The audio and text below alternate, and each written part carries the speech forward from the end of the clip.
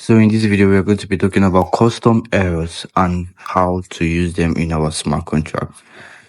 So we're going to be starting with a basic illustration of an error. So we have a basic counter contract which has an address owner. You interface public count, then it has a constructor which pass in the message of sender to the owner. So anybody that deploys the contract is going to be the owner.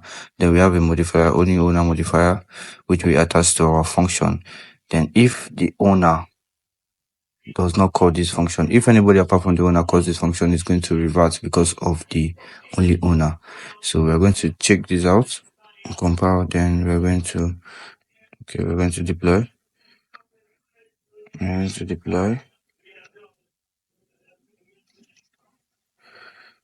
Let's try random. So we're going to deploy.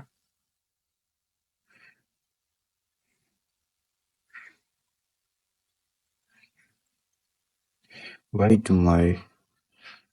do I have to choose list of VM before I deploy? So we deployed successfully. You can see the owner, which is us. You can see the count. So we try to increase the count. You can see the count incremented successfully. So let's try and use another account. We try to use our SQL account. So we try to increase the count. You can see it has error, which reasons not owner. You can see not owner. The transaction has reverted to initial reason provided by the contract not owner. So there's another way we can do this. There's another way we can do this only owner function modifier. So instead of using the require statement, we can use our own custom errors. So advantage of using a custom error is that it costs less gas than the normal revert statement. All you have to do is that we quickly take out this require statement. So comment this out. After commenting this require statement out, we go and we'll go and initiate our errors here. So we'll do it immediately after our pragma. We'll do it outside our contract. So we'll do error. Then we'll follow by our error name, not owner. You can see. Then we'll do let's see. So firstly define our error with the error name.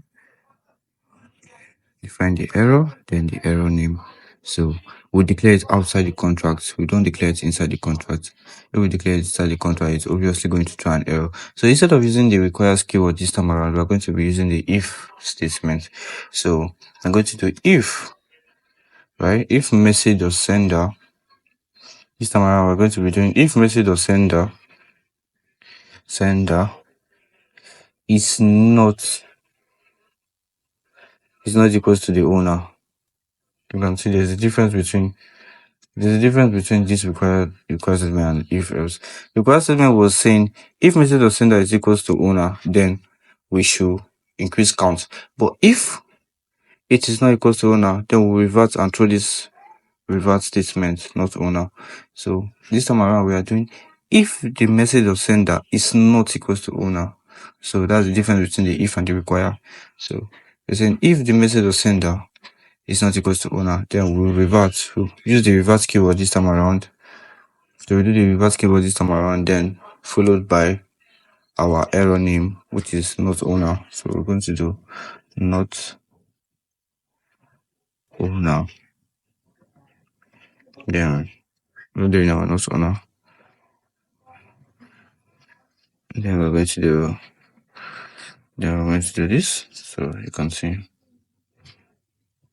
we got our green check mark. So our code is correct. So if message of sender is not owner, so anybody that trying to increase this function, if the person is not the owner, then you revert with this statement not owner.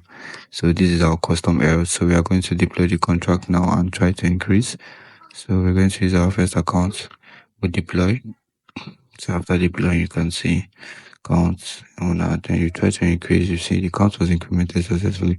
So let's try and use another second account to increase the count. You can see the increment function failed. You can see the transaction has reverted to initial stage, error provided by the contract, not owner.